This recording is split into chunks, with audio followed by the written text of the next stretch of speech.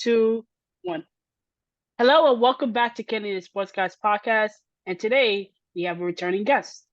Larry Farmer served as the head basketball coach at the University of California, Los Angeles, UCLA, of course, from 1981 to 1984, Weber State University from 1985 to 1988, and Loyola University, Chicago from 1998 to 2004.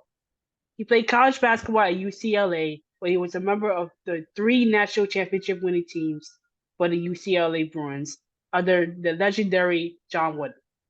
In 2018, Farmer was inducted to the UCLA Athletics Hall of Fame. Please welcome back to the show, Larry Farmer. Thank you so much for being on the show. Oh, my pleasure, Kenny. It's good to be back with you. So the first question I have is, with the new college football, with the college basketball season in full swing, what is the coach mindset towards the season in your eyes? You know, we used to talk about the season. You know, I'm not so sure about football, but I know in basketball, we would talk about the season being in 3 parts. You know, you had your preseason part, then you had your conference, and then you had your postseason and the NCAA tournament. And so each one of those parts was, you know, extremely important to the one that followed. You know, those preseason games, you wanted to, the players to get a feel for playing with each other. You know, every team each year is a new team. Maybe you have a new offense, maybe a new defense, whatever those concepts are. Use that first third of the season for everybody to get used to playing together and to come together as a unit. Then when you get to your conference, you know, which is probably the most important part, you know, which can determine, you know, where you are as far as the NCAA tournament. That second third is really important. You hope you get boosted by what happened in the first. And then, of course, the postseason, where, you know, everybody's record is wiped clean.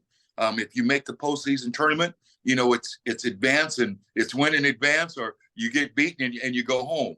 So this time of the year is really important in basketball, because as the preseason's winding down and the conferences are about to start, you hope your team is starting to gel.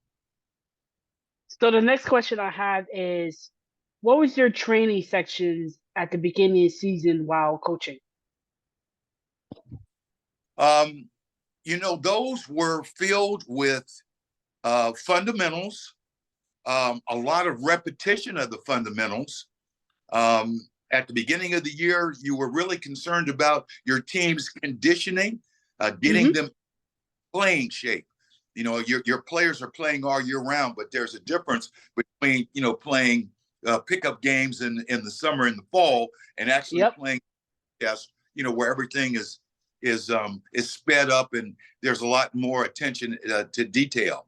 But a lot of emphasis on fundamentals, conditioning, and then getting them to play as a team. You know, whatever your system of play is getting guys to play together as one unit, to not be selfish, but to be very unselfish and to put team first. What was your philosophy towards winning and losing while you were coaching? You know, I tried not to talk a lot about winning, and that's a philosophy that I learned from Coach Wooden. And what I tried to focus on was making sure that the team was playing at its very best. We would talk more about each individual getting a little better every day, and therefore the team getting better every day. And I tried to take a little bit of the pressure off. You know, the kids are always talking about, you know, win or losing, but at least they were getting it from the coach. They weren't getting it in that environment. And our goal was to get better. And if we were playing our best basketball, we always felt the scoreboard would take care of itself. So not a lot of talk about winning and losing, but a lot of talk about individual improvement and team improvement. How will you, let's just say, for example, your team is on a 6-game losing streak and it just feels like there's no end in sight towards a win. How do you deal with that type of morale in the locker room? Kenny, that's a really good question. You know, you hope that in recruiting, the young people that you've recruited are people of high character. Mm-hmm. because times, your true character is revealed, not so much Yep. when everything's going great. Things aren't going well. And that's when you have to dig down inside, as a team, as a group. And, everybody's open and honest with each other. You understand that it's going to take a group effort to dig yourself out of this hole, or that next time that we play, that's going to be the most important game that we play in terms Mm-hmm. of our approach. Are we going to start to fray and become individuals and start pointing fingers? Or are we going to stick together as a team and try to work our way back to playing better as a group? And so that's a very tricky one. But again, you hope that the character of the young people that you've recruited really comes forward, and it gives your team an opportunity. As each individual picks the other individual up, consequently, the team kind of picks itself up to dig yourself out of a hole when you're on a losing streak, to get the kids to continue to believe that what they're doing is right. And if we keep working at it, eventually this thing will turn itself around. So the next question I have is, we got to go into this season's college basketball. Who are your top 5 teams in college basketball right now? Oh, you mean? I pretty much know who is number one. Oh, you mean besides UCLA? Yeah, besides UCLA, because we all know a weird story about that. I'm going to always tend to lean in that direction. So I don't want you to get in trouble. I like Arizona. I Hmm. think obviously they played a very good schedule, but they've looked very good in the early going. Purdue, and they've got Edey. If Purdue can shoot the ball consistently well from the perimeter, he was College Player of the Year last year. He's got a great chance to repeat. If they can shoot it well enough from the perimeter to keep teams from sagging down on him, I think Purdue's going to be a good team. I like Kansas. They just continue to, Coach Self continues to have that dominance that Kansas has had for a long time. And I think the young man's name is Hunter Dickerson. Their leading scorer, a big time player, All-American. UConn from last year, they seem to be playing well this year. I like sentimentally, I like Gonzaga. I know I probably named more teams from the West than the East. We'll say more. But, I just think Gonzaga has been so close for so long, and they've got a good team this year. There's just something about, as many times as you get to the Final Four, eventually, you're going to be able to put on that Cinderella slipper. And I just think that, Gonzaga is long overdue. They've been close. But those are the teams that, at least so far in this preseason, have kind of jumped out, and I kind of like to see in that Final Four toward the end of the year. Yeah, so with me, I like Arizona. I think Arizona is actually a really good team. I Yes. like Purdue, Marquette as well, Mm-hmm. and I like Michigan State, the Spartans as well. I do believe that the Michigan State Spartans might win the championship this year. Mm-hmm. So I think they have quite a team going on in Michigan. But the next question I have is, how you think UCLA would do this season? I watched them play a couple of times, and they are playing like they're a talented team, but there are so many players that became household names for the last 3 years that are Mm-hmm. now, and so they're essentially starting over again. And like most teams, I think they've had some growing pains. They've been in all the games that they played, but their record doesn't necessarily indicate that. I think they've got 3 losses. Yeah. But Coach Cronin, historically, his teams have gotten better as the year has gone along. And I think because this is a new group, I mean, it seems like Tiger Campbell was at UCLA for 10 years. And at he's gone. And so I like UCLA. I just think right now, at this stage of the season, they're going to play well. They're going to come together. And I'm hoping by the time they get into the conference, they'll be playing the way we anticipate UCLA to play. And they'll be playing some of their best basketball. Do you see them being a part of the tournament? The NCAA tournament, absolutely. Yeah. That's kind of the standard there. I don't know why I ask. You're expected to be in the tournament, but to win a few games while you're there. But no, I thoroughly anticipate that. Again, like I said, Coach Cronin has done that every year, and I don't see why this year would be any different.